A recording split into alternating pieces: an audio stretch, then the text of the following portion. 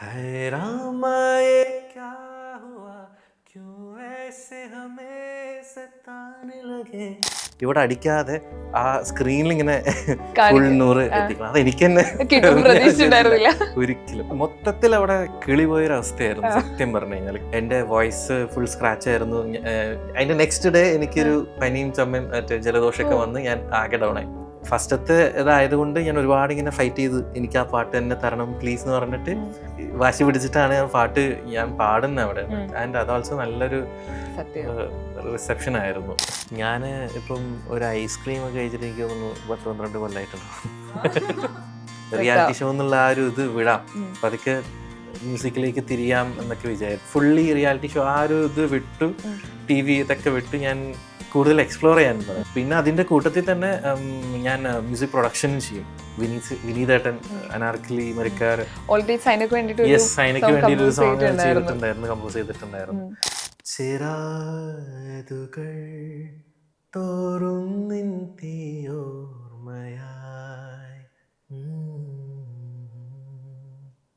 തരാതെ പോ ചാരുവാമും മകളായി. ഞാൻ അച്ഛനമ്മയുടെ അടുത്ത് പറഞ്ഞു എനിക്ക് എഞ്ചിനീയറിംഗ് എന്തായാലും പറ്റില്ല, കാരണം എൻ്റെ ചേച്ചി എഞ്ചിനീയറിംഗ് ആണ് പഠിച്ചത്. ചേച്ചി പഠിച്ച് ഒരുപാട് കഷ്ടപ്പെടുന്നത് ഞാൻ എൻ്റെ സ്വന്തം കണ്ടുകൊണ്ട് കണ്ടതാണ്. അപ്പം എനിക്ക് അന്നേ തീരുമാനിച്ച് ഞാൻ എന്തായാലും എഞ്ചിനീയറിംഗ് എടുക്കൂല എന്ന്. ലാസ്റ്റ് ഞാൻ BCom എടുത്തു. BCom ഇങ്ങനെ പോയി. പിന്നെ ഞാൻ പറഞ്ഞു ഇതുവരെ നിങ്ങൾ പറഞ്ഞതൊക്കെ ഞാൻ പഠിച്ചു, ഇനി എനിക്കിഷ്ടമുള്ള ഞാൻ പഠിക്കുന്നു പറഞ്ഞിട്ട് ഞാനൊരു MA ഇംഗ്ലീഷിന് ചേർന്നു. പിന്നെ എനിക്ക് മനസ്സിലായത് BA കിട്ടാതെ MA പഠിച്ചില്ല. അപ്പം ഷോനെ കുറിച്ച് പറഞ്ഞപ്പം ഷോ പ്രൊഡ്യൂസറെ കുറിച്ച് പറയേണ്ടതുണ്ട്. അപ്പം നിങ്ങൾ കണ്ടസ്റ്റൻസിന് തരുന്ന ഒരു സപ്പോർട്ട് എങ്ങനെയാണ് സർഗോ സാറിന്? പുള്ളി ഭയങ്കര സപ്പോർട്ടീവായിട്ടുള്ള, ഭയങ്കര ഒരു വിഷനുള്ളൊരു ഒരു പ്രൊഫഷണലാണ്. Calm and at the same time വളരെ ഡിറ്റർമിൻഡ് ആയിട്ടുള്ളൊരു പ്രൊഫഷണലാണ്. Like he knows what works, he knows what doesn't work. പക്ഷെ എന്നാലും he'll also give you the creative space. ഞാൻ മനസ്സിലാക്കിയൊരു കാര്യം, ഒരുപാട് പേര് ഈവൻ മ്യൂസിക് ഡയറക്ടേഴ്സ് ആണെങ്കിലും അവരെല്ലാവരും എൻ്റെ കഴിവിനെ അപ്രീഷിയേറ്റ് ചെയ്തിട്ടുണ്ട്, അവരതിനെ കമൻറ്റ് ചെയ്തിട്ടുണ്ട്. മാർക്കറ്റ് വാല്യൂ ഉള്ള ഒരാൾ വന്ന് പാടിയാലേ കാര്യമുള്ളൂ. അപ്പോൾ പിന്നെ ഞാൻ തിരിച്ചറിഞ്ഞൊരു കാര്യം, നമുക്ക് ഫെയിം ഉണ്ടെങ്കിൽ നമുക്ക് എന്തും ചെയ്തിട്ട് കാര്യമുള്ളൂ. എന്നാണെങ്കിൽ എനിക്ക് ഈ റിയാലിറ്റി ഷോസ് എന്നൊരു ഒരു കോൺസെപ്റ്റിനോട് മൊത്തത്തിലെ ഒരു പാടിയതാണ്. അതെ അതെ അതെ. പക്ഷെ അപ്പം എനിക്ക് വലിയൊരു വില ഉണ്ടായിരുന്നില്ല സത്യത്തിൽ. സ്റ്റാർ സിംഗർ എന്നുള്ളൊരു ഒരു എൻറ്റിറ്റി ഭയങ്കര വേറൊരു ലെവലിലുള്ളൊരു സംഭവമാണ്. അത് ഞാൻ അതിനുള്ളിൽ കയറിയപ്പോഴാണ് ഞാൻ മനസ്സിലാക്കിയത്. ഈ കൂട്ടത്തില് ഏറ്റവും കൂടുതൽ ഫാൻ ബേസ് ഉള്ളത് ആർക്കാണ് ചോദിക്കുകയാണെങ്കിൽ? വിധുരാജ്, സൂര്യനാരായണൻ, കൃഷ്ണശ്രീക്കും നല്ല ഫാൻസ് ഉണ്ട്. പിന്നെ എനിക്ക് തോന്നുന്നു അർജുനായിരിക്കും കുറച്ചും കൂടുതൽ ഫാൻ. കാരണം എനിക്ക് കുറെ മെസ്സേജസ് ഇങ്ങനെ വരും, പ്രൊമോസൊക്കെ നമ്മളിങ്ങനെ സ്റ്റോറി ഇടുമ്പം കുറെ മെസ്സേജ് വരും, അർജുൻ്റെ പാട്ട് എപ്പോഴാണ്, അർജുനോട് എൻ്റെ ഹായ് പറയണം. അങ്ങനെ മെസ്സേജ് ഞാൻ പറയും ഡയറക്ട്ലി. ഞാൻ പലപ്പോഴും ഞാൻ അർജുന് കാണിച്ചു കൊടുക്കും, കണ്ടോ ഒരു ഹായ് വന്നു.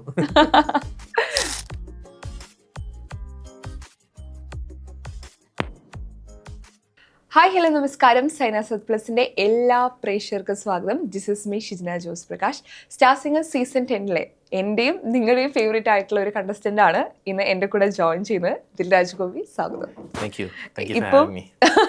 ഇപ്പോൾ ഇൻസ്റ്റഗ്രാമിലും യൂട്യൂബിലും ഒരു പാട്ട് ഇങ്ങനെ എല്ലാവരുടെയും ഫേവറേറ്റ് സോങ് ആയിട്ട് മാറിക്കൊണ്ടിരിക്കുകയാണ്. എനിക്ക് തോന്നുന്നു സ്റ്റാർ സിംഗർ സീസൺ 10 എല്ലാവരും ഒരുപോലെ ആസ്വദിച്ച, ജഡ്ജസിന് വരെ ഞെട്ടിച്ചൊരു പാട്ട്. ആ പാട്ട് ഒരു 4 വരി പാടിക്കൊണ്ട് നമുക്ക് ഇന്റർവ്യൂ സ്റ്റാർട്ട് ചെയ്യാം.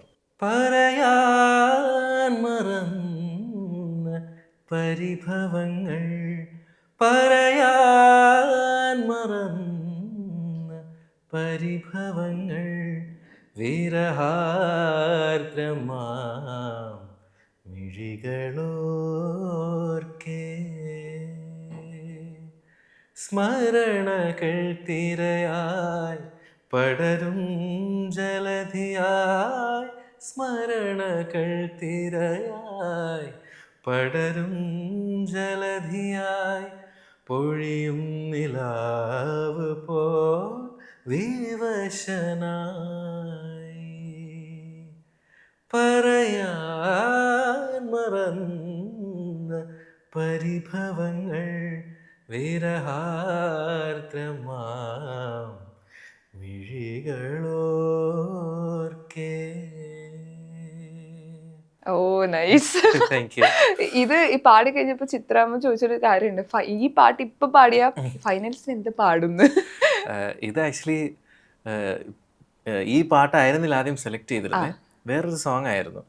പക്ഷേ ഞാൻ അധികം മലയാളം സോങ്സ് അറ്റംപ്റ്റ് ചെയ്യുന്നില്ല എന്നുള്ളൊരു പരക്കിയൊരു ഒപ്പീനിയൻ ഉണ്ടായിരുന്നു. പിന്നെ ലാസ്റ്റ് മൂമെന്റിൽ ഈ സോങ് മാറ്റിയതാണ്. ഇപ്പം സെമി ക്ലാസിക്കൽ റൗണ്ടും ആയിരുന്നു. സെമി ക്ലാസിക്കൽ സോങ്സിൽ എനിക്ക് ഞാൻ ഒരു പെർഫോമർ ആണെങ്കിലും പൊതുവേ നമ്മൾ മെലഡീസ് ആണ് കൂടുതൽ ആൾക്കാർ എൻ്റർടൈൻ ചെയ്യുക, അല്ലെങ്കിൽ അവർ പ്രിഫർ ചെയ്യുക. അപ്പം സെമി ക്ലാസിക്കൽ ഒരുപാടൊന്നും അറിയാം നമ്മൾ കേൾക്കും, പക്ഷേ അങ്ങനെ റിയാലിറ്റി ഷോയിൽ പാടുമ്പോൾ അതിൻ്റെ പെർഫെക്ഷനിൽ പാടണമല്ലോ. അപ്പം എനിക്ക് കോൺഫിഡൻസ് ഉള്ളൊരു സോങ് ഇതായിരുന്നു. അപ്പം ലാസ്റ്റ് മിനിറ്റിൽ ഇത് സെലക്ട് ചെയ്തു, അവിടെ പാടി. പക്ഷേ എന്താ പറയുക, ഇത്രയും വലിയൊരു ലെവലിലേക്ക് അത് ആൾക്കാർ ഏറ്റെടുക്കുന്നോ അല്ലെങ്കിൽ ജഡ്ജസ് ഏറ്റെടുക്കുന്നോ അവരത്രയും അത് അപ്രീഷിയേറ്റ് ചെയ്യുന്നൊന്നും ഒരിക്കലും ഞാൻ സ്വപ്നത്തിൽ പോലും വിചാരിച്ചിട്ടില്ല. അതൊരു കമന്റ് ഞാൻ കണ്ടേ, എല്ലാവരും ചുറ്റും ഇരുന്നിട്ട് നല്ല കമന്റ്സ് വരുമ്പോൾ ഒരു എക്സ്പ്രഷനും ഇല്ലാതെ കേട്ടിരിക്കുകയാണ്. ഒരു ഞെട്ടലുണ്ടായിരുന്നു സത്യത്തിൽ. അല്ല, മൊത്തത്തിൽ അവിടെ കിളിപോയൊരു അവസ്ഥയായിരുന്നു സത്യം പറഞ്ഞു കഴിഞ്ഞാൽ. കാരണം അതിനും തൊട്ട് മുന്നത്തെ സോങ് ആണെങ്കിൽ എനിക്ക് ഞാൻ ആഗ്രഹിച്ച അത്ര മാർക്ക് എനിക്ക് കിട്ടിയില്ല. എനിക്കത് എൻ്റെ ഒരു സാറ്റിസ്ഫാക്ഷന് പെർഫോം ചെയ്യാനും പറ്റിയില്ല. അപ്പോൾ ഈ ഒരു റൗണ്ട് എങ്ങനെയെങ്കിലും ഒരു ഇതടിക്കണം. പക്ഷേ അറ്റ് ദ സെയിം ടൈം എൻ്റെ വോയിസ് ഫുൾ സ്ക്രാച്ച് ആയിരുന്നു. അതിൻ്റെ നെക്സ്റ്റ് ഡേ എനിക്കൊരു പനിയും ചമ്മയും മറ്റേ ജലദോഷമൊക്കെ വന്ന് ഞാൻ ആകെ ഡൗണായി. അത് എന്തോ ബൈ ഗോഡ്സ് ഗ്രേസ് ആ ഒരു ദിവസം എനിക്ക് ഫസ്റ്റ് സോങ് അത് വന്നു. അത് നല്ല രീതിയിൽ പാടാൻ പറ്റി. സോ മൊത്തത്തിൽ നമ്മൾ ഭയങ്കര ടെൻഷനിലാണ് ഇതെങ്ങനെ പാടി തീർത്തപ്പം. സോങ് കഴിഞ്ഞ വശം എല്ലാവരും എനിക്ക് ചിത്രാമ്മ, എനിക്ക് വിധുചേട്ടൻ, സിത്താര ചേച്ചി എല്ലാവരും എനിക്ക് തന്നു, സ്റ്റാൻഡിങ് ഒവേഷൻ തന്നു. അപ്പം ഞാൻ സ്റ്റാൻഡിങ് ഒവേഷൻ കിട്ടി, ഗോൾഡൻ സ്റ്റാർ കിട്ടി, ഞാൻ ഭയങ്കര ഹാപ്പി ആയിരുന്നു. അപ്പം എല്ലാവരും ഇരുന്നു, എന്നിട്ടും ബസർ മറ്റേ ഇതടിച്ചില്ല. ഞാൻ വിചാരിച്ചു ഓക്കെ ഗോൾഡൻ സ്റ്റാർ ഇല്ല, ചിലപ്പം അറ്റംപ്റ്റിന് വേണ്ടി എനിക്ക് തന്നതായിരിക്കാം.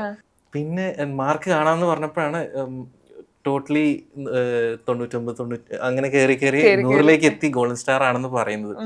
ഞാനപ്പം മൈൻഡിൽ ഇങ്ങനെ ആലോചിച്ചു. അപ്പോഴും ഞാൻ എന്താ ഇത് അവിടെ വരേണ്ട കാര്യമാണല്ലോ.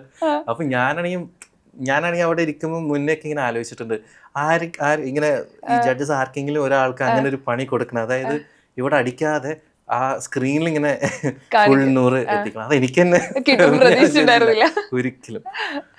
ഭയങ്കര ടഫായിട്ടുള്ള സോങ് ജഡ്ജസ് അടക്കത് പറഞ്ഞു. ഇപ്പൊ ഒരു പാട്ട് അല്ലെങ്കിൽ അത് സ്റ്റേജിൽ പെർഫോം ചെയ്യാൻ എത്ര സമയം എടുക്കും പഠിക്കാൻ വേണ്ടിയിട്ട്?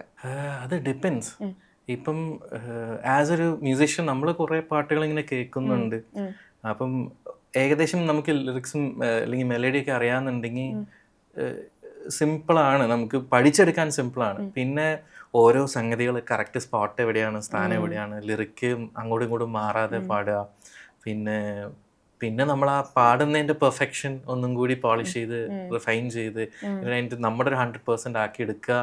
അതിലാണ് കൂടുതലും സമയം പോകുന്നത്. നമുക്കൊരു പാട്ട് പഠിച്ചെടുക്കുക എന്നുള്ളത് എനിക്ക് തോന്നുന്നു അത് ഒരുപാട് സമയം വേണ്ടി വരില്ല. അല്ലെങ്കിൽ പിന്നെ അത്രയും വലിയൊരു സോങ് അല്ലെങ്കിൽ അത്രയും കോംപ്ലിക്കേറ്റഡ് ആയിട്ടുള്ള സോങ് ആയിരിക്കണം, അല്ലെങ്കിൽ അറിയാത്തൊരു സോങ് ആയിരിക്കണം. പക്ഷെ അറിയുന്ന സോങ് ആണെങ്കിൽ നമുക്ക് പെട്ടെന്ന് പഠിച്ചെടുക്കാം. അത് പിന്നെ നമ്മൾ എന്താ പറയാ റിഫൈൻ ചെയ്ത് പോളിഷ് ചെയ്ത് എടുക്കാനുള്ളതായിരിക്കും കൂടുതൽ നേരെടുക്കുക. എനിക്ക് ഈ പാട്ടോട് കൂടി ഒത്തിരി പേര് ഫാൻസ് ആയിട്ടുണ്ട്, ഒരുപാട് പേര് ഫാൻസ്, ഒത്തിരി മെസ്സേജസ് വരുന്നില്ലേ? തീർച്ചയായിട്ടും ഒരുപാട്. എനിക്ക് ഇപ്പോഴും ഓർമ്മയുണ്ട്, ഞാൻ സ്റ്റാർ സിംഗറിന് വരുന്നതിനേക്കാളും മുന്നേ ഒരു 1.8K ഫോളോവേഴ്സ് ആയിരുന്നു എനിക്ക് ഇൻസ്റ്റഗ്രാമിൽ. അപ്പം കയറിയ വശം തന്നെ ഒരു 3-4 ഒരു 7K ഒക്കെ വരെ കയറി.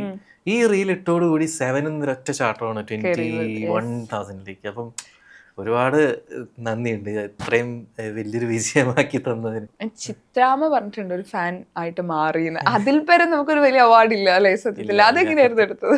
അത് ഭയങ്കര, എനിക്ക് ഞാനൊരു എന്താ പറയുക ഒരു എക്സ്പ്ലോററാണ് സത്യം പറഞ്ഞു കഴിഞ്ഞാൽ.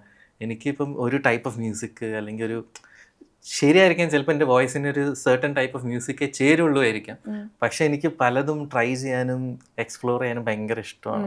എന്താ പറയുക, പാട്ട് പാടി തുടങ്ങിയതൊക്കെ പണ്ടത്തെ ജയേട്ടൻ്റെയും ബാബുരാജ് മാഷിൻ്റെ ജോൺസൺ മാഷിൻ്റെ ഒക്കെ ക്ലാസിക്സ് അങ്ങനെയൊക്കെ പാടി തുടങ്ങി വന്നതാണ്. പിന്നെ പതുക്കെ ഞാൻ കുറേ വെസ്റ്റേൺ സോങ്സ് കേട്ടു, ബാക്ക് സ്ട്രീറ്റ് ബോയ്സ്, അതുപോലെ വെസ്റ്റേൺ പോപ്പ്, മൈക്കിൾ ജാക്സൺ അങ്ങനത്തെ ഒക്കെ. പിന്നെ കുറച്ച് കഴിയുമ്പോൾ നമ്മൾ റോക്കിലേക്ക് മാറി, ഗൺസ് ആൻഡ് റോസസ് അങ്ങനത്തെ കുറേ ക്ലാസിക്, പിന്നെ ഓഫ്സ്പ്രിങ് അങ്ങനത്തെ പുതിയ ന്യൂ ഏജ് റോക്ക് ബാൻഡ്സ്. പിന്നെ അത് കഴിഞ്ഞ് ഞാൻ ഒരുപാട് എത്നിക് ആയിട്ടുള്ള യൂറോപ്യൻ സ്റ്റൈൽ മ്യൂസിക് കുറച്ചൊക്കെ കേട്ടിട്ടുണ്ട്. പിന്നെ അത് കഴിഞ്ഞ് ഗസൽസിലേക്ക് വന്നു. അപ്പൊ എനിക്കിങ്ങനെ പല ടൈപ്പ് ഇങ്ങനെ ഓരോ ഇതിലും ഓരോ ഏജിലും ഓരോ ഫേസ് ആണ്. എനിക്ക് പല ടൈപ്പ് മ്യൂസിക് ഇങ്ങനെ എക്സ്പ്ലോർ ചെയ്യാൻ ഭയങ്കര ആഗ്രഹമാണ്. അപ്പം അതിലൊന്ന് ഗസൽസ് എനിക്ക് ഞാൻ very close to my heart ആയിട്ടുള്ളൊരു ജോണർ ആണ്. അപ്പം അത് ചിത്രാമ്മയുടെ മുന്നിൽ പാടുക എന്നുള്ളൊരു വലിയൊരു ആഗ്രഹമായിരുന്നു. ഞാൻ ഒരുപാട് എന്താ പറയുക, ഫസ്റ്റത്തെ ഇതായതുകൊണ്ട് ഞാൻ ഒരുപാട് ഇങ്ങനെ ഫൈറ്റ് ചെയ്ത് എനിക്ക് ആ പാട്ട് തന്നെ തരണം പ്ലീസ് എന്ന് പറഞ്ഞിട്ട് അങ്ങനെ എന്താ പറയുക ഒരു വാശി പിടിച്ചിട്ടാണ് ആ പാട്ട് ഞാൻ പാടുന്നത് അവിടെ. ആൻഡ് അത് ഓൾസോ നല്ലൊരു റിസപ്ഷൻ ആയിരുന്നു. ഞാനിങ്ങനെ സെർച്ച് ചെയ്യുമ്പം യൂട്യൂബിൽ ആക്റ്റീവാണ്, കുറേ കവർ സോങ് ചെയ്തിട്ടുണ്ട്, സ്റ്റേജ് പ്രോഗ്രാംസ് ലൈവായിട്ട് കവർ സോങ്സ് പാടുന്നുണ്ട്. ആൻഡ് ശരിക്കും ആരാണെന്ന് ചോദിച്ചാൽ എവിടെയാണ്, എങ്ങനെയായിരുന്നു? ഈ സ്റ്റാർ സിംഗർ വന്ന ശേഷമാണ് നമ്മൾ അറിയുന്നത്. പക്ഷേ അതിനു മുൻപ് ആരായിരുന്നു? അതിനു മുൻപ് അതിനു മുൻപ് ആക്ച്വലി ഒരു 10-12 അല്ല, ഞാൻ 10th പഠിക്കുമ്പോൾ 2010 തോന്നുന്നു, ഏഷ്യാനെറ്റിലെ തന്നെ season 2 Munch star singer season 2 ഞാൻ ആക്ച്വലി ഒരു കണ്ടസ്റ്റൻ്റ് ആയിരുന്നു. അതിനു മുന്നേ ഏഷ്യാനെറ്റ് പ്ലസ്സിൽ ഒരു റിയാലിറ്റി ഷോ ലിറ്റിൽ മാസ്റ്റേഴ്സ് ഒക്കെ ഞാൻ കൊച്ചായിരുന്നപ്പോൾ ഉള്ളതാണ്. പിന്നെ ഒരു 22 ഒക്കെ 20 ഒക്കെ ആയപ്പോഴാണ് ഞാൻ വേറൊരു ചാനലിൽ ഒരു റിയാലിറ്റി ഷോയിൽ പോകുന്നതും. പക്ഷെ അത്ര റീച്ച് ആവാത്തൊരു ആ ഒരു പോയിന്റ് ആയപ്പോഴത്തേക്കും എല്ലാ റിയാലിറ്റി ഷോസും എല്ലാ ചാനൽസിലും ഉണ്ട്, മൊത്തത്തിൽ സാച്ചുറേറ്റഡ് ആയി മാർക്കറ്റ്. അപ്പം വലിയ വ്യൂവർഷിപ്പോ ഓഡിയൻസോ ഒന്നും ഇല്ലാതിരുന്നൊരു സമയമാണ്. അപ്പം അന്ന് ഞാൻ കയറി, ഞാനൊരു 3rd പൊസിഷനൊക്കെ ആക്കിയിരുന്നു. അപ്പം ആ 3rd കിട്ടിയപ്പോൾ ഞാൻ പിന്നെ വിചാരിച്ചു ഇനി വേണ്ട, റിയാലിറ്റി ഷോ എന്നുള്ള ആ ഒരു ഇത് വിടാം, പതുക്കെ മ്യൂസിക്കിലേക്ക് തിരിയാം എന്നൊക്കെ വിചാരിച്ച് അങ്ങനെ ഞാൻ ഫുള്ളി റിയാലിറ്റി ഷോ ആ ഒരു ഇത് വിട്ടു, TV ഇതൊക്കെ വിട്ട് ഞാൻ കൂടുതൽ എക്സ്പ്ലോർ ചെയ്യാൻ തുടങ്ങി. ഞാൻ നേരത്തെ പറഞ്ഞ പോലെ കൂടുതൽ എക്സ്പ്ലോർ ചെയ്യാൻ തുടങ്ങി, ബാൻഡ് മ്യൂസിക് ആണെങ്കിലും. പിന്നെ അതുപോലെ തന്നെ ഞാൻ ടെക്നിക്കാലിറ്റിയിൽ കുറച്ചും കൂടി എക്സ്പ്ലോർ ചെയ്യാൻ നോക്കി, സൗണ്ട് എഞ്ചിനീയറിംഗ് പഠിക്കാൻ നോക്കി. പിന്നെ സൗണ്ട് എഞ്ചിനീയർ ആയിട്ട് കുറച്ച് മ്യൂസിക് ഡയറക്ടേഴ്സിൻ്റെ ഒക്കെ കൂടെ വർക്ക് ചെയ്യാൻ പറ്റിയിട്ടുണ്ട്. പിന്നെ അതിൻ്റെ കൂട്ടത്തിൽ തന്നെ ഞാൻ മ്യൂസിക് പ്രൊഡക്ഷനും ചെയ്യും. അപ്പം മ്യൂസിക് പ്രൊഡക്ഷൻ ചെയ്യുമ്പോൾ പഠിച്ചൊരു ഐറ്റമാണ് ഈ ഗിറ്റാർ. അപ്പം ഗിറ്റാർ വായിച്ച് പതുക്കെ ഞാൻ വെഡിങ്സും അങ്ങനത്തെ ചെറിയ ബർത്ത്ഡേ ഇവൻറ്റ്സ്, പാർട്ടീസ് അങ്ങനത്തെ ഒക്കെ ഞാൻ ചെറിയ ഗിഗ്സ് ഒക്കെ ചെയ്യാൻ. അപ്പം അത് ചെയ്യുമ്പോൾ നമ്മൾ എന്തായാലും പാടുന്നുണ്ട്, അപ്പം ചുമ്മാ ഒരു വീഡിയോ എടുക്കാം. അപ്പം ഗോപ്രോ വെച്ചിട്ട് ഗിറ്റാറിൻ്റെ അറ്റത്ത് ഇങ്ങനെ ഗോപ്രോ ഫിക്സ് ചെയ്തിട്ട് അങ്ങനെ ഞാൻ കുറേ വീഡിയോസ് ഇങ്ങനെ കവർ വീഡിയോസ് ഇങ്ങനെ ചെയ്യുന്നുണ്ട്. അപ്പം ഒരു 10 years ആയിട്ട് ഞാനൊരു പെർഫോമിംഗ് മ്യൂസിഷ്യൻ തന്നെയാണ്. ഇതിൻ്റെ ഇടയിൽ കുറച്ച് മൂവീസിൽ വർക്ക് ചെയ്യാനും പറ്റി. പുല്ല് എന്ന് പറഞ്ഞിട്ടൊരു സിനിമയിൽ വർക്ക് ചെയ്തിട്ടുണ്ട്, ഒരു സൗണ്ട് ഡിസൈനറായിട്ടും പിന്നെ സ്കോർ കമ്പോസർ, പിന്നെ മ്യൂസിക് പ്രൊഡ്യൂസറായിട്ട് വർക്ക് ചെയ്തിട്ടുണ്ട്. പിന്നെ 18+ എന്ന് പറഞ്ഞിട്ടൊരു ഫിലിമിലും വർക്ക് ചെയ്തിട്ടുണ്ട്. മെറി ക്രിസ്മസ് എന്ന് പറഞ്ഞിട്ടൊരു ഫിലിമിലും വർക്ക് ചെയ്തിട്ടുണ്ടായിരുന്നു. അപ്പം ഇങ്ങനത്തെ ഫിലിംസിലൊക്കെ വർക്ക് ചെയ്യുമ്പോൾ നമുക്ക് ഒരുപാട് വലിയ വലിയ ആൾക്കാരായിട്ട് വർക്ക് ചെയ്യാനും പറ്റി. വിനീതേട്ടൻ അനാർക്കലി മരിക്കാർ സൈനയ്ക്ക് വേണ്ടി ഒരു സോങ് ചെയ്തിട്ടുണ്ടായിരുന്നു, കമ്പോസ് ചെയ്തിട്ടുണ്ടായിരുന്നു. ഈ 10 വർഷം ഇഷ്ടപ്പെട്ട കാര്യങ്ങൾ ചെയ്യുന്നുണ്ട്. ഇപ്പോഴാണ് എനിക്കൊന്നും ദിൽരാജിന് ആളുകൾ കൂടുതൽ ഈ പാട്ടിനെ കുറിച്ചും വോയിസിനെ കുറിച്ചൊക്കെ ഇപ്പം ആളുകൾ കൂടുതലായിട്ട് അറിയണം. അപ്പോൾ വേണമെങ്കിൽ നമുക്ക് എവിടെയെങ്കിലും സ്റ്റോപ്പ് ചെയ്യായിരുന്നു, പക്ഷെ സ്റ്റിൽ അത് കണ്ടിന്യൂ തന്നെ ചെയ്തു. ഇഷ്ടപ്പെട്ട കാര്യങ്ങൾ അത് റിപ്പീറ്റ് ആയിട്ട് ചെയ്തുകൊണ്ടിരുന്ന് 10 വർഷം ശേഷം റിസൾട്ട് കിട്ടുന്നു. സോ അതിനെങ്ങനെയാ കാണുന്നത്? By force. എനിക്ക് വേറെ ഒന്നും ചെയ്യാൻ അറിയില്ല. ഞാൻ പലതും ട്രൈ ചെയ്തു, ഈവൻ അക്കാഡമിക്കലി ഞാൻ പലതും ട്രൈ ചെയ്തു. എനിക്ക് 10th ഒക്കെ പഠിച്ചപ്പോൾ ഡോക്ടർ ആവണമെന്നായിരുന്നു ആഗ്രഹം. പക്ഷേ 9th 7th ആ ഒരു ടൈമിൽ. പക്ഷേ 10th ഒക്കെ എത്തിയപ്പോഴേക്കും ബയോളജി എനിക്ക് ഭയങ്കര ഒരു ടഫായിട്ടുള്ള സബ്ജക്റ്റ് ആയിട്ട് തോന്നി. അപ്പം എനിക്ക് ഇഷ്ടമുള്ളൊരു ടീച്ചർ ഉണ്ടായിരുന്നു. അപ്പം ഞാൻ +1 മാറിയപ്പം പുള്ളിക്കാരി ആയിരിക്കില്ല എന്നെ, ഞാൻ സ്കൂൾ മാറി. അപ്പം സ്കൂൾ മാറുമ്പോൾ ഒബ്വിയസ്ലി ടീച്ചേഴ്സും മാറുമല്ലോ. അപ്പോൾ ആ പുള്ളിക്കാരി പഠിപ്പിക്കാനില്ലാത്തതുകൊണ്ട് ഐ ഡിസൈഡഡ് ബയോമാക്സ് വേണ്ട, കമ്പ്യൂട്ടർ സയൻസ് എടുക്കാം. അപ്പോൾ അന്നും കമ്പ്യൂട്ടർ സയൻസ് എടുത്തപ്പോഴാണ് എനിക്ക് തോന്നിയത് കോമേഴ്സ് എടുത്താൽ മതിയായിരുന്നു. സയൻസ് എനിക്ക് ഭയങ്കര, ഫിസിക്സ് കെമിസ്ട്രി ഒക്കെ എനിക്ക് ഇങ്ങനെ തലേന്ന് വേറെ പുക തന്നെ ലോകമാണ്. അതെ, ഇങ്ങനെ പുക വരുന്നൊരു ഐറ്റം ആയിരുന്നു. അത് കഴിഞ്ഞ് +1 +2 എങ്ങനെയൊക്കെയോ ഞാൻ കടന്ന് മാർക്കൊക്കെ മേടിച്ച്, നല്ല മാർക്ക് മേടിച്ചു. സത്യം പറഞ്ഞാൽ ട്യൂഷനൊക്കെ പോയി മറ്റേ കുത്തിയിരുന്ന് പഠിച്ച് +A ഒക്കെ എങ്ങനെയൊക്കെയോ ഒപ്പിച്ച്. അത് കഴിഞ്ഞിട്ട് ഞാൻ അച്ഛനമ്മയുടെ അടുത്ത് പറഞ്ഞു എനിക്ക് എഞ്ചിനീയറിംഗ് എന്തായാലും പറ്റില്ല, കാരണം എൻ്റെ ചേച്ചി എഞ്ചിനീയറിംഗ് ആണ് പഠിച്ചത്. ചേച്ചി പഠിച്ച് ഒരുപാട് കഷ്ടപ്പെടുന്നത് ഞാൻ എൻ്റെ സ്വന്തം കണ്ണുകൊണ്ട് കണ്ടതാണ്. അപ്പം എനിക്ക് അന്നേ തീരുമാനിച്ച് ഞാൻ എന്തായാലും എഞ്ചിനീയറിംഗ് എടുക്കൂല എന്ന്. അപ്പം ഞാൻ ഇങ്ങനെ പറഞ്ഞു. അപ്പോൾ അവർ പറഞ്ഞു വേറെ ഏതെങ്കിലും ഡിഗ്രി എടുക്കൂ. അപ്പം ഞാൻ ശരി, എനിക്ക് BA ഇംഗ്ലീഷ് ഭയങ്കര താല്പര്യമായിരുന്നു. BA ഇംഗ്ലീഷ് വേണ്ട, ഇംഗ്ലീഷ് എടുത്ത് കഴിഞ്ഞാൽ പഠിപ്പിക്കാനേ പറ്റുള്ളൂ എന്നൊക്കെ പറഞ്ഞ് എന്നെ പേടിപ്പിച്ചു. അപ്പം ലാസ്റ്റ് ഞാൻ BCom എടുത്തു. BCom എടുത്തപ്പോൾ അത് അതിലും വലിയ തമാശയായിരുന്നു. എനിക്കാണെങ്കിൽ അക്കൗണ്ടൻസിന്റെ ABCD അറിയില്ല. എല്ലാ ടീച്ചർമാരും കയറി വരുന്ന തന്നെ നിങ്ങൾ എല്ലാവരും കോമേഴ്സ് സ്റ്റുഡൻസ് അല്ലേ, അക്കൗണ്ടൻസി ഓൾറെഡി പഠിച്ചിട്ടുണ്ടാവുമല്ലോ, അപ്പൊ നമുക്ക് ഇനി ശേഷമുള്ള കാര്യങ്ങൾ നോക്കാതെ പറഞ്ഞിട്ട് അങ്ങനെ BCom ഇതിങ്ങനെ പോയി. പക്ഷെ അപ്പോഴും എന്താ പറയാ, ദൈവം സഹായിച്ച് വലിയ സപ്ലി ഒന്നും ഇല്ലാതെ എങ്ങനെയൊക്കെയോ തട്ടിമുട്ടി പാസ്സായി. പിന്നെ ഞാൻ പറഞ്ഞു ഇതുവരെ നിങ്ങൾ പറയുന്നതൊക്കെ ഞാൻ പഠിച്ചു, ഇനി എനിക്കിഷ്ടമുള്ള ഞാൻ പഠിക്കും എന്ന് പറഞ്ഞിട്ട് ഞാനൊരു MA ഇംഗ്ലീഷിന് ചേർന്നു. പിന്നെ എനിക്ക് മനസ്സിലായത് BA കിട്ടാതെ MA പഠിച്ച കാര്യമില്ല. അങ്ങനെ MA ഒരു കുറെ തട്ടിമുട്ടിയും പഠിച്ച് കഴിഞ്ഞപ്പോഴാണ് അത് കഴിഞ്ഞപ്പോഴാണ് എനിക്ക് മ്യൂസിക് ചെയ്യാം എന്നുള്ള ഇതിലേക്ക് ഞാൻ വന്നെത്തിയത്. ഇവ പാട്ട് ഇഷ്ടമുള്ള എല്ലാവർക്കും സ്റ്റാർ സിംഗറിൻ്റെ ഏതെങ്കിലും സീസണിൽ വന്ന് പാർട്ടിസിപ്പേറ്റ് ചെയ്യണമെന്ന് ആഗ്രഹം ഉണ്ടാവും. ഇപ്പം വർഷങ്ങൾക്ക് മുമ്പ് തന്നെ ആഗ്രഹിച്ചൊരു പ്ലാറ്റ്ഫോം ആണോ, അത് എങ്ങനെയാണ് സ്റ്റാർ സിംഗറിലേക്ക് വരുന്നത് എങ്ങനെയാണ്? ഞാൻ മനസ്സിലാക്കിയൊരു കാര്യം, ഒരുപാട് പേര് ഈവൻ മ്യൂസിക് ഡയറക്ടേഴ്സ് ആണെങ്കിലും അവരെല്ലാവരും എൻ്റെ കഴിവിനെ അപ്രീഷിയേറ്റ് ചെയ്തിട്ടുണ്ട്, അവരതിനെ കമൻറ്റ് ചെയ്തിട്ടുണ്ട്. പക്ഷെ തിങ് ഇസ്, അവർക്ക് എന്നെ ഇപ്പോൾ ഒരു സിനിമയിലൊരു സോങ് പാടിക്കണമെന്നുണ്ടെങ്കിലും മാർക്കറ്റ് വാല്യൂ ഉള്ള ഒരാൾ വന്ന് പാടിയാലേ കാര്യമുള്ളൂ. അപ്പോൾ പിന്നെ ഞാൻ തിരിച്ചറിഞ്ഞൊരു കാര്യം, നമുക്ക് ഫെയിം ഉണ്ടെങ്കിൽ നമുക്ക് എന്തും ചെയ്തിട്ട് കാര്യമുള്ളൂ. ഞാൻ ഇതിനു മുന്നേ സോങ് ഇറക്കിയിട്ട് പോലും അത് അത്രയൊരു എന്താ പറയുക എത്തിയിട്ടില്ലായിരുന്നു. ഈവൻ എൻ്റെ കവർ വീഡിയോസ് കണ്ടാലും അറിയാം, ലൈക്ക് അത് നമ്മുടെ ഉടനെയുള്ള കുറച്ച് ഫ്രണ്ട്സ് കാണുന്നല്ലാതെ പിന്നെ അത് അവിടെ നിന്ന് അങ്ങോട്ട് ഗ്രോ ചെയ്യാൻ ഭയങ്കര ബുദ്ധിമുട്ടാണ്. എൻ്റെ ഫ്രണ്ട്സ് എല്ലാവരും കൂടി ഇങ്ങനെ ഒന്തിത്തള്ളി വിട്ടു, നീ എന്തായാലും പോയി നോക്ക്. അപ്പം ഞാൻ പറഞ്ഞു, ഞാൻ ആക്ച്വലി അന്ന് ആ ടൈമിൽ മലേഷ്യക്ക് ഒരു ടൂറിന് വേണ്ടി പോകാൻ നിൽക്കുമായിരുന്നു, ഒരു കോൺസെർട്ട് ടൂർ ഉണ്ടായിരുന്നു. അപ്പം ഞാൻ പറഞ്ഞു ഞാൻ ഓൾറെഡി ടിക്കറ്റ് മിസ്സൊക്കെ എടുത്തു, ഇനിയിപ്പോൾ ഞാൻ ഓഡിഷന് പോയി എനിക്ക് കിട്ടിയെന്നിരിക്കട്ടെ, എനിക്ക് കിട്ടൂല അതൊരു കാര്യം. കാരണം ഇപ്പോഴത്തെ പിള്ളേർ അറിയാണ്ടാണ്, ഭയങ്കര ടാലൻറ്റഡ് ആണ്. എനിക്ക് കിട്ടിയില്ലെങ്കിൽ എനിക്ക് കിട്ടിക്കഴിഞ്ഞാൽ ഞാൻ എന്തായാലും മലേഷ്യക്ക് പോകും, എനിക്ക് എന്തായാലും അടുത്ത ഓഡിഷൻ എനിക്ക് പങ്കെടുക്കാൻ പറ്റില്ല, അത് അപ്പോഴത്തെ കാര്യമില്ല എന്നൊക്കെ പറഞ്ഞ് ഇങ്ങനെ ഉന്തി തള്ളി വിട്ടു. അപ്പം ഞാൻ ഫസ്റ്റ് ഡേ പോയപ്പം ഒരുപാട് പേരുണ്ടായിരുന്നു. എൻ്റെ പിന്നീട് എനിക്ക് അറിയാൻ കഴിഞ്ഞത് 16,000 പേര് ഓൾമോസ്റ്റ് വന്നു. ആൻഡ് ഓൾസോ എറണാകുളം വന്നത്തെ ലാസ്റ്റ് ഓഡിഷൻ ഡേ സെൻറ്റർ ആയിരുന്നു. അപ്പം ഇത് മറ്റുള്ള പല സ്ഥലത്തുനിന്നും വീണ്ടും വന്ന് പാടിയവരുണ്ട്, അല്ലാതെയും പാടിയവരുണ്ട്, ഇഷ്ടം പോലെയായിരുന്നു. ഞാൻ കാലത്ത് 7:30 എത്തിയിട്ട് ഞാൻ പാടുന്നത് വൈകിട്ട് 4:45 അത്ര വെയിറ്റ് ചെയ്തു. ഒരുപാട് നേരം. അപ്പം അത്രയും ഇതുണ്ടായിരുന്നു. അപ്പം അന്നാണെങ്കിൽ എനിക്ക് ഈ റിയാലിറ്റി ഷോസ് എന്നൊരു ഒരു കോൺസെപ്റ്റിനോട് മൊത്തത്തിലെ ഒരു പാടിയതാണ്. അതെ. പക്ഷെ എനിക്ക് വലിയൊരു വില ഉണ്ടായിരുന്നില്ല സത്യത്തിൽ.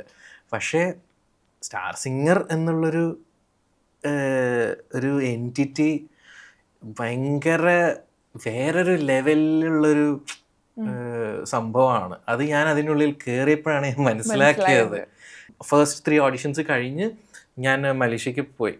അവിടെ നിന്ന് എനിക്ക് കോള് വന്നു, അവിടുത്തെ നമ്മുടെ എക്സിക്യൂട്ടീവിൻ്റെ കോള് വന്നിട്ട് പറഞ്ഞു അതിന് സെലക്ഷൻ ഉണ്ട് ടോപ്പ് 35-ൽ. അപ്പം ഞാനാദ്യം ചോദിച്ചു എന്നാണ് ഷൂട്ട്. അപ്പം 3rd-നും 4th-നാണ് ഷൂട്ട്. ഞാൻ പറഞ്ഞു അയ്യോ സാർ ഞാൻ 10th-ന് തിരിച്ചെത്തുള്ളൂ, അപ്പോൾ എനിക്ക് വരാൻ പറ്റില്ല. ഞാൻ പറഞ്ഞു എന്തെങ്കിലും വഴി ഉണ്ടോയെന്ന് അവരിങ്ങോട്ട് ചോദിച്ചു. അപ്പം ഞാൻ പറഞ്ഞു ഞാൻ മാർച്ച് 1st കട്ട് ഷോട്ട് ചെയ്യാൻ പറ്റുമോ നോക്കി, കാരണം എനിക്ക് മാർച്ച് 8th-നും ഒരു ഷോ ഉണ്ട്, അപ്പോൾ അത് കഴിഞ്ഞിട്ട് വരാൻ പറ്റില്ല പറഞ്ഞു. പക്ഷെ ഞാൻ നോക്കാം, മാർച്ച് 1st കഴിഞ്ഞിട്ട് ഒരു 2 days 3rd-ന് വന്നിട്ട് 4th-ന് ഷൂട്ട് എടുത്തിട്ട് 4th നൈറ്റിനെ തിരിച്ച് കയറാം, അങ്ങനെ പറ്റുമെന്ന് ഞാൻ നോക്കാമെന്ന് പറഞ്ഞു.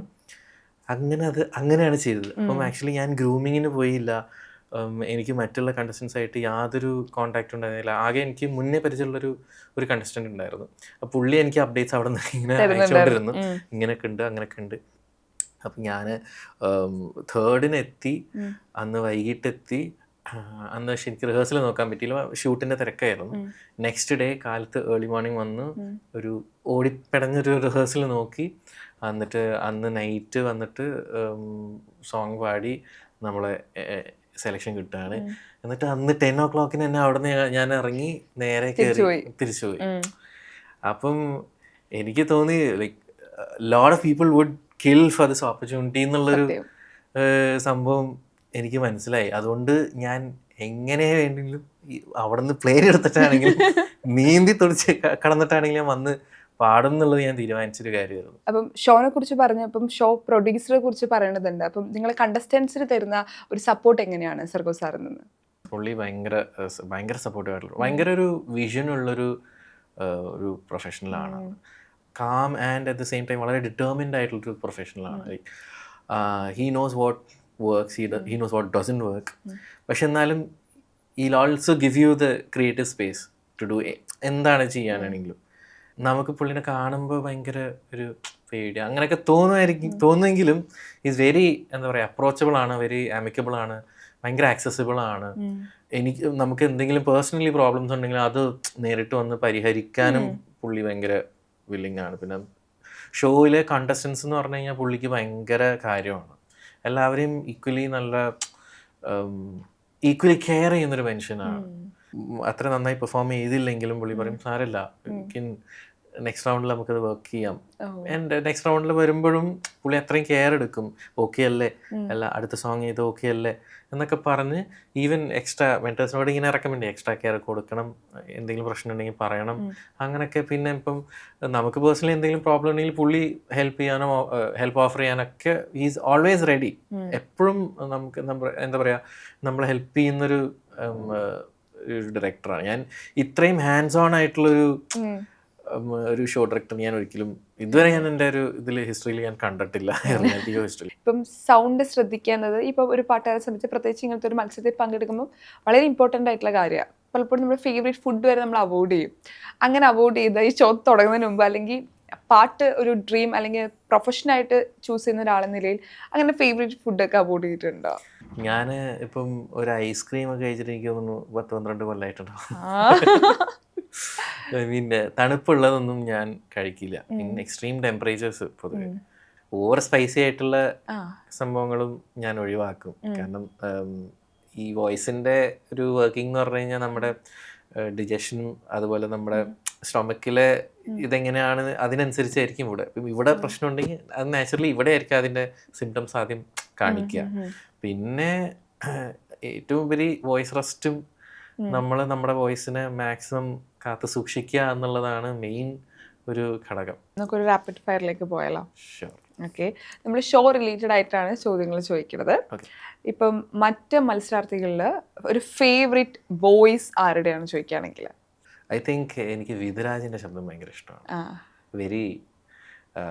വെരി സോഫ്റ്റ് ആണ്, ഭയങ്കര മാലിയബിൾ ആണ്, ഭയങ്കര ഒരു play back material kind of voice ആണ്. ആക്ച്വലി നമുക്കത് കേട്ടിരിക്കാൻ ഭയങ്കര തേനൂറുന്ന പോലത്തെ ഒരു സോഫ്റ്റ് ശബ്ദമാണ്. ഓക്കെ, ഒരു ടഫസ്റ്റ് കോമ്പറ്റീറ്റർ ആരാണെന്ന് ചോദിക്കുകയാണെങ്കിൽ? എല്ലാവരും ടഫ് കോമ്പറ്റീറ്റേഴ്സ് ആണ്. കാരണം ഈ 6000 പേരിന്ന് ഫിൽട്ടർ ചെയ്ത് 35 ആക്കി, അതിന് മുന്നേ ഫിൽട്ടർ ചെയ്ത് 18 ആക്കി, ഇപ്പം 12ലേക്ക് വന്നെത്തി നിൽക്കുന്നു. അപ്പം the best of the best. അതെ, നമുക്ക് ഒന്നും പറയാൻ പറ്റില്ല. പിന്നെ ഒരു കോമ്പറ്റീഷൻ എന്ന് പറയുമ്പോൾ നമ്മൾ അവിടെ കയറി നിൽക്കുന്ന ആ ഒരു 5 മിനിറ്റ്സിന്റെ ബേസിസിലാണ് എല്ലാ കാര്യങ്ങളും. നല്ലൊരു കോമ്പറ്റീറ്റർ ആണെങ്കിൽ ചിലപ്പം അവരുടെ ഒരു ബാഡ് ലക്ക് മൂലം നന്നായി പെർഫോം ചെയ്തില്ലെങ്കിൽ പോയി. അത് സെയിം നമുക്കും ആപ്ലിക്കബിൾ ആണ്. അങ്ങനെ ഫേവറേറ്റ് ഡുവറ്റ് പാർട്ട്ണർ ആരാണ് ചോദിക്കുകയാണെങ്കിൽ? കൃഷ്ണശ്രീ. ആളായിട്ട് പാടിയിട്ടുണ്ടായിരുന്നു. കൃഷ്ണശ്രീ ആയിട്ടാണ് ഒരു എപ്പിസോഡ് ഉണ്ടായത്, ഹൈറാമ എന്ന് പറഞ്ഞിട്ടുള്ള. അതും നല്ല എല്ലാവർക്കും ഇഷ്ടപ്പെട്ട ഒരു അത് ഭയങ്കര റിസപ്ഷൻ ആയിരുന്നു. ആള് ഷീസ് ലൈക്ക് 17 വയസ്സായിട്ടുള്ളൂ എങ്കിലും വെരി ടാലന്റഡ്, ഭയങ്കര ഒരു ജീനിയസ് ആണ്. നമ്മൾ എന്ത് കൊടുത്താലും പുള്ളിക്കാരി അത് ക്ലീൻ ആയിട്ട് അത് കൃത്യമായിട്ട് ആക്യുറേറ്റ് ആയിട്ട് പഠിച്ച് പാടും എന്നുള്ളതാണ് എന്നെ ഒരുപാട് ഇമ്പ്രസ് ചെയ്തൊരു കാര്യം. ഓക്കെ, അതിലൊരു 2 പേര് പാടാം. 2 പേര് 4 പേര് പഠിക്കുള്ളൂ. है रामा ये क्या हुआ, क्यों ऐसे हमें सताने लगे, तुम इतने प्यारी हो सामने हम काबू में कैसे रहे, जाओ हम तो आती शर्म है तेरी ऐसी अदा पे तो फिदा हम हैं. ഓ നൈസ്. അങ്ങനെയാണെങ്കിൽ ഒരു ഫേവറേറ്റ് ജഡ്ജ്, ഒരാളുടെ പേര് പറയണോ? ഞാൻ വളരെ ഡിപ്ലോമാറ്റിക് ആയിട്ടുള്ള ആൻസർ ആണ്, ചിത്രാമ്മ. ഓക്കെ, അപ്പം ഡൗട്ട് ഒന്നും ഉണ്ടല്ലോ, എല്ലാവരും അല്ല, ചിത്രമാണ് എനിക്ക് പേര്. വിനുചേട്ടനെ ഇഷ്ടമാണ്, സിത്താര ചേച്ചിനെ ഇഷ്ടമാണ്. ലൈക്ക് ദേ ഹാവ്, എന്താ പറയുക, അവർ രണ്ടാളും 2 സ്കൂളിലെ ഓണേഴ്സ് ആണെങ്കിലും അവർ വളരെ, നമ്മൾ സ്വന്തം കുട്ടികളെ പോലെ തന്നെ നോക്കും, സ്വന്തം കുട്ടികളെ പോലെ തന്നെ നമുക്ക് കറക്ഷൻസ് പറഞ്ഞുതരും, നല്ലത് പറഞ്ഞുതരും.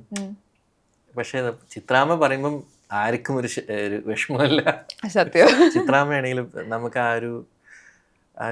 ഒരു സേഫ് ഹേവൻ എന്നൊക്കെ പറയില്ല. ചിത്രാമ്മ ഇങ്ങനെ സംസാരിക്കുമ്പോഴാണെങ്കിലും എന്ത് പറഞ്ഞാലും അതിനൊരു ഒരു സോഫ്റ്റ്നെസ്, ഒരു മൃദുത്വമുണ്ട്. പുള്ളിക്കാരി നമ്മളുടെ ഷോർട്ട് കമ്മിങ്സ് ആണ് അല്ലെങ്കിലും നമ്മുടെ ഡ്രോബാക്സ്, നമ്മുടെ ഫ്ലോസ്, നമ്മുടെ തെറ്റുകൾ പറഞ്ഞു തരാണെങ്കിൽ പോലും നമുക്കത് തെറ്റ് പറഞ്ഞു തരുന്നതായിട്ട് പോലും തോന്നില്ല. വഴക്ക് പറയുന്ന പോലും തോന്നില്ല. ഇവർക്ക് 3 പേരെയും ഓരോരുത്തർക്ക് ഡെഡിക്കേറ്റ് ചെയ്ത ഒരു സോങ് പാടാൻ പറഞ്ഞാൽ ഏത് പാട്ടായിരിക്കും? ഓരോരുത്തർക്ക് വേണ്ടിയിട്ട് ഡെഡിക്കേറ്റ് ചെയ്ത ഒരു സോങ് പാടണം. ആദ്യം ആർക്ക് വേണ്ടിയിട്ടാണ്? ആദ്യം വിധുചേട്ടന് വേണ്ടി ഡെഡിക്കേറ്റ് ചെയ്തിട്ടുള്ള പാട്ട് പാടാം. മഴയുള്ള രാത്രിയിൽ മനസ്സിൻ്റെ തൂവലിൽ വിരൽ തൊട്ടുണർത്തുന്നതാരേ, അരികത്തിരുന്നൊരു പ്രിയമുള്ള പാട്ടാൻ, അരികത്തിരുന്നൊരു പ്രിയമുള്ള പാട്ടാൻ, പരിഭവം പകരുന്നതാരേ, മഴയുള്ള രാത്രിയിൽ മനസ്സിൻ്റെ തൂവലിൽ വിരൽ തൊട്ടുണർത്തുന്നതാരേ. ഓ അടിപൊളി. ഹാപ്പി. ഇനി ബാക്കി 2 പേര്. ചിറാതുകൾ തോറും നിൻ തീയോർമ്മയായി,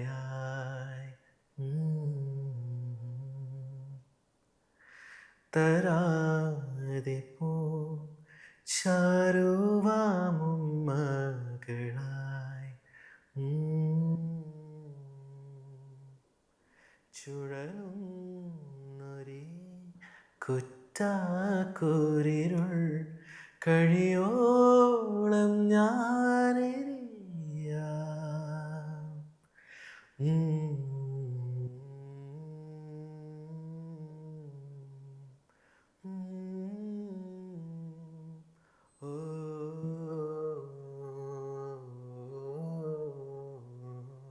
ഈ കൂട്ടത്തില് ഏറ്റവും കൂടുതൽ ഫാൻ ബേസ് ഉള്ളത് ആർക്കാണെന്ന് ചോദിക്കുകയാണെങ്കിൽ?